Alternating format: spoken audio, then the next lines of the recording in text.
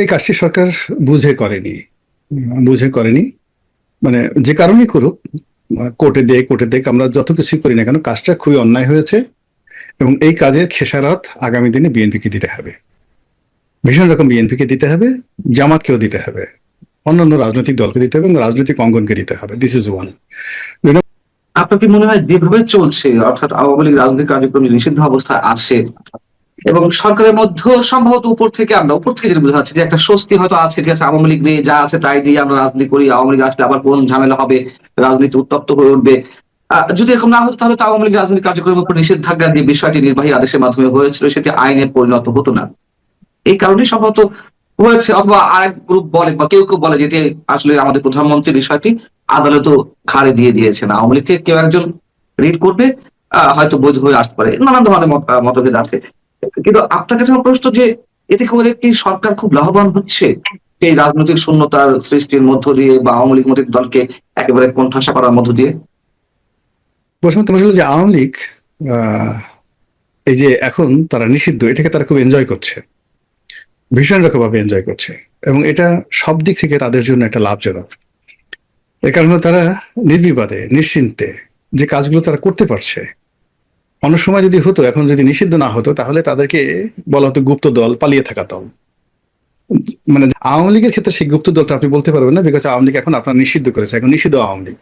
তো নিষিদ্ধ আওয়ামী লীগ নিষিদ্ধ থেকে যে কাজগুলো তারা খুব অনায়াসে করতে পারছে এবং আগামীতে যারা করতে পারবে, তাতে করে তাদের ফিরে আসার যে পথ, এটা প্রশস্ত তারা নিজেরাই তৈরি করতে পারবে। এবং কোনো অবস্থাতে সরকারের পক্ষে এটা এখন যেভাবে তারা নিষিদ্ধ করেছে, এই সরকার মানে এখন এটা যদি তারা আদালতে তুলতে যায়, যেভাবেই হোক না কেন, এটা সরকারের জন্য অনেকটা নিজের বমি নিজে খাওয়ার মতো অবস্থা হয়ে যাবে। ফলে সরকার যে কাজটি করেছে, এখন সেই কাজের ফলাফল শাখের করাত, মানে আওয়ামী লীগ যদি আপন শক্তিতে সত্যি মতো রাজপথ গরম করে নিজেরা নিজেদের মতো ফিরে আসতে পারে, ইতিপূর্বে আওয়ামী লীগে যেভাবে মানে নিষিদ্ধ করা হয়েছিল ওইভাবে অতীতের মতো করে তারা ফিরে আসতে পারে, যেদিন ফিরে আসবে ওই দিন সরকারের 12টা বেজে যাবে। আবার অন্যদিকে যদি সরকার পরিস্থিতির কারণে বাধ্য হয় আওয়ামী লীগের উপর নিষেধাজ্ঞা তুলতে, যেদিন নিষেধাজ্ঞা তুলবে সেই দিনই সরকারের যে ক্রেডিবিলিটি, ক্রেডেনশিয়ালিটি, পাওয়ার, এই জিনিসগুলো জিরো হয়ে যাবে। এর কারণ হলো বাহিনীগুলোর কতগুলো নর্মালি প্রত্যেকটা বাহিনীর কতগুলো যাকে বলে একটা ক্যারেক্টারিস্টিক্স থাকে, শত শত বছর ধরে এরা এই ঐতিহ্য লালন করে। আপনি যদি বিএনপির সঙ্গে নয়, আওয়ামী লীগের সঙ্গে পুলিশের যে সম্পর্কটা, মানে আওয়ামী লীগ সরকারটা আসলে একটা পুলিশ বান্ধব সরকার, প্রচন্ড একটা পুলিশ বান্ধব সরকার। সেটা বঙ্গবন্ধুর জামানাতে তিনি যেমন প্রোটোকল নেন, পুলিশের উপর নির্ভর করেছেন, আর শেখ হাসিনা তো পুলিশকে পারলে তো পুলিশের হাতে সবকিছু ছেড়ে দেন। ফলে এটা পুলিশ অনুভব করে। ফলে সেই অনুভবের জায়গা থেকে যেটাকে বলে অ্যাট্রোসিটি যেটা বলা হয়, এটা নিষ্ঠুরতা কখনো পুলিশ দেখাবে না। তারা মামলা করবে, গ্রেপ্তার করবে, হামলা করবে, যা কিছু করবে সেটা হলো ওই এলাকার যে পলিটিক্যাল যে পরিস্থিতি, সেই পরিস্থিতিকে কমপ্লাই করার জন্য, তার চাকরি বাঁচানোর জন্য। কিন্তু নিজের স্বপ্রণীতিতে আওয়ামী লীগ জমানাতে পুলিশ যে কাজ করেছে, এরশাদ জমানাতে পুলিশ যে কাজগুলো করেছে, কিংবা 2001 থেকে 2006 পর্যন্ত পুলিশ যে কাজগুলো করেছে, আওয়ামী লীগের উপর যে দমন পীড়ন করেছে, এই বাংলাদেশে বহু মানুষ রয়েছে যারা আওয়ামী লীগ দ্বারা উপকৃত, শেখ হাসিনা দ্বারা পার্সোনাল উপকৃত। যারা ক্ষতি হয়েছে তারা তো শেখ হাসিনাকে গালাগালি করবেই। এখন বিএনপির অনেক লোক ক্ষতিগ্রস্ত, তারা গালাগালি করবে, কিন্তু যে মানুষগুলো উপকার পেয়েছে তারা কি করবে? তারা শেখ হাসিনাকে চাইবে, আর যদি শেখ হাসিনা না পায় আল্লাহর কাছে দোয়া করবে, আল্লাহ শেখ হাসিনা কেনে দাও।